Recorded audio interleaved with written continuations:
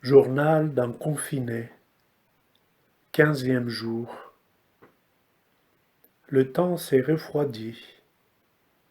Malgré le printemps, l'hiver est toujours là. Les montagnes autour de Grenoble ne sont plus.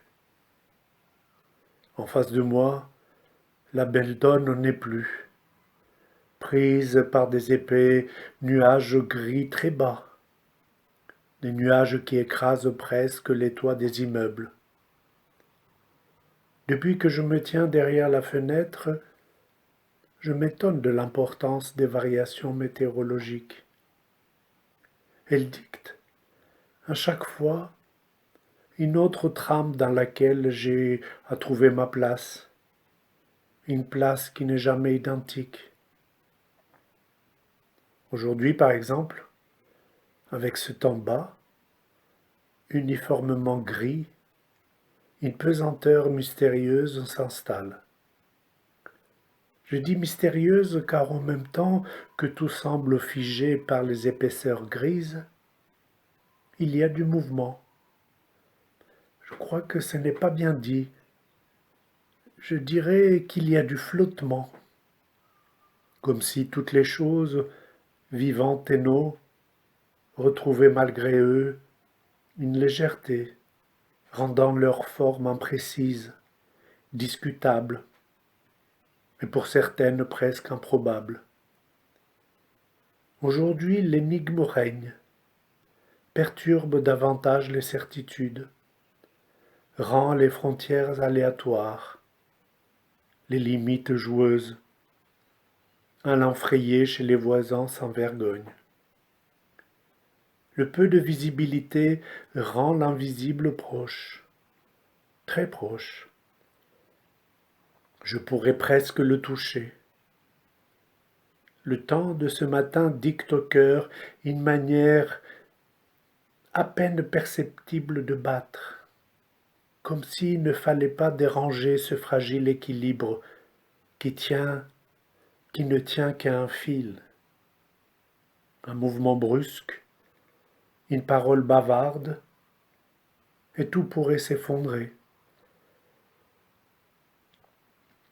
Lorsque j'étais encore actif, les variations météorologiques n'étaient qu'un élément à prendre en compte pour m'habiller ou pour prendre avec moi un parapluie ou pour partir un peu plus tôt en temps de neige.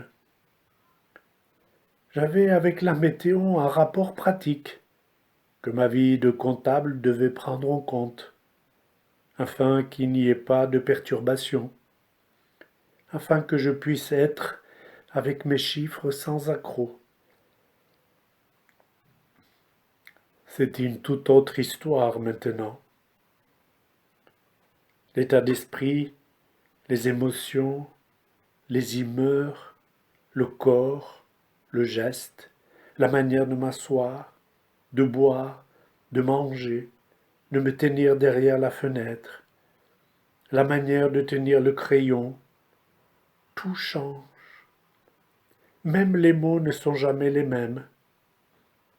Aujourd'hui, ce sont les mots du brouillard, du gris et de l'humidité glaciale qui arrivent.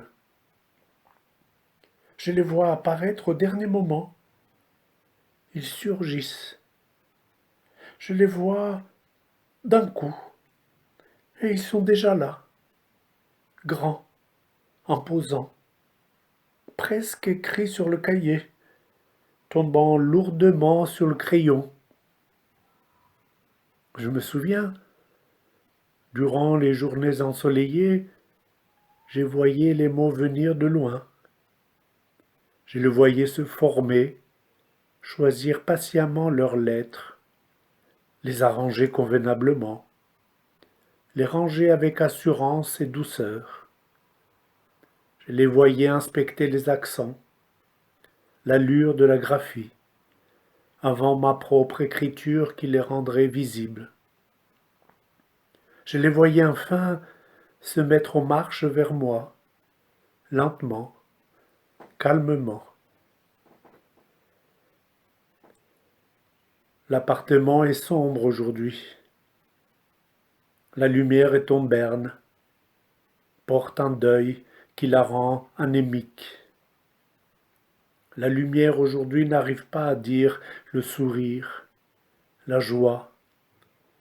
Elle porte plutôt en elle la maladie et le voyage au-delà du visible. Mais en même temps, cette lumière porte en elle une patience. Oui, elle porte en elle une endurante patience. Comme si, malgré la réalité du danger, elle avait moins peur. Ou plutôt, je dirais qu'elle savait mieux vivre avec la peur. La lumière aujourd'hui me rend courageux. C'est curieux, n'est-ce pas? Au cœur de l'inconfort, une vaillance rend mon regard moins fuyant, moins affolé, plus, comment dire, à la fois plus vulnérable et plus fort.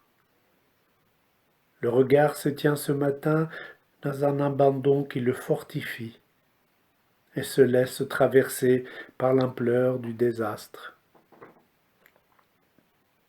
Pour une fois, le comptable que je suis, le comptable que j'étais, arrive à percer le voile des chiffres et laisser passer la texture de l'épreuve humaine, cette épreuve-ci qui nous concerne tous. Au moment où s'écrivent ces mots, une ambulance passe à toute allure sur le boulevard. Les mots suspendent leur écriture pour la laisser passer.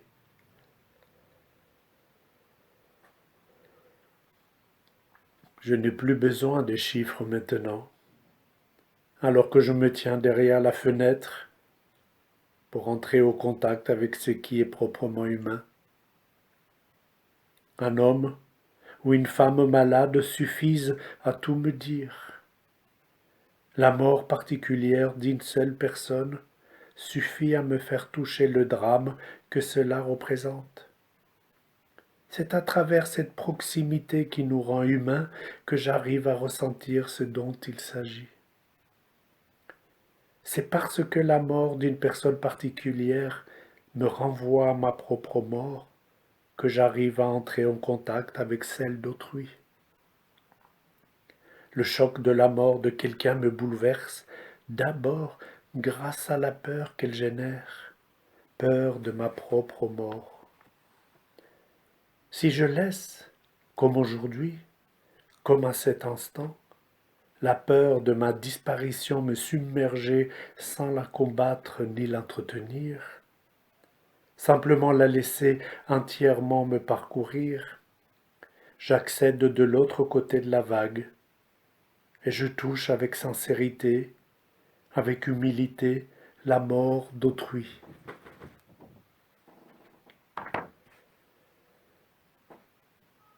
Tu sais que je suis incapable de faire des discours ou d'écrire des livres et articles sur la mort ou la peur en général.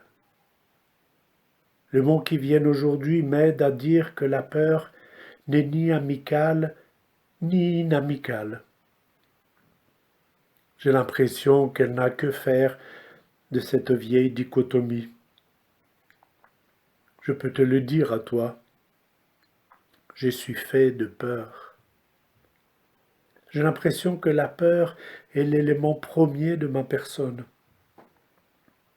De la peur, j'accède à chaque fois à un vrai contact avec ce qui est, ou bien à une représentation erronée, défigurée de ce qui est, de ce qui se passe.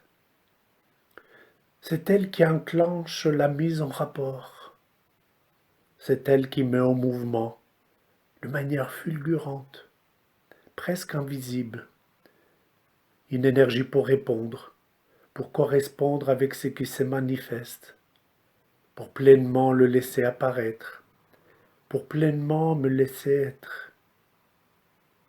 À mon insu, la plupart des fois, la peur fait de moi ce que je suis, façonne la manière dont j'agis.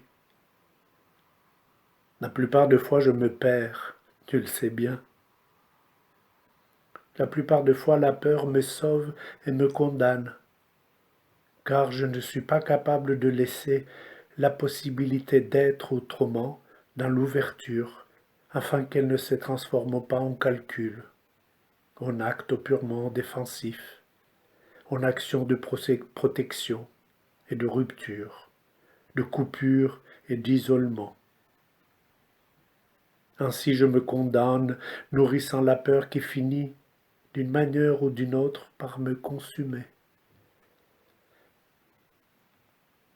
Je m'étonne de la vaillance des mots aujourd'hui, pris par les griffes de l'hiver et de la pandémie. Ne crois pas que je sois devenu quelqu'un de bien, quelqu'un de savant ou de sage. Au fond de moi, je suis toujours comptable, un comptable qui profite d'une accalmie des chiffres, d'une éclaircie inattendue pour accueillir la peur au plus près de sa nature et se tenir au plus près d'une personne malade, au plus près d'une personne qui entame le grand voyage. Un comptable qui se laissera certainement à nouveau prendre par la peur de l'anéantissement et du grand isolement.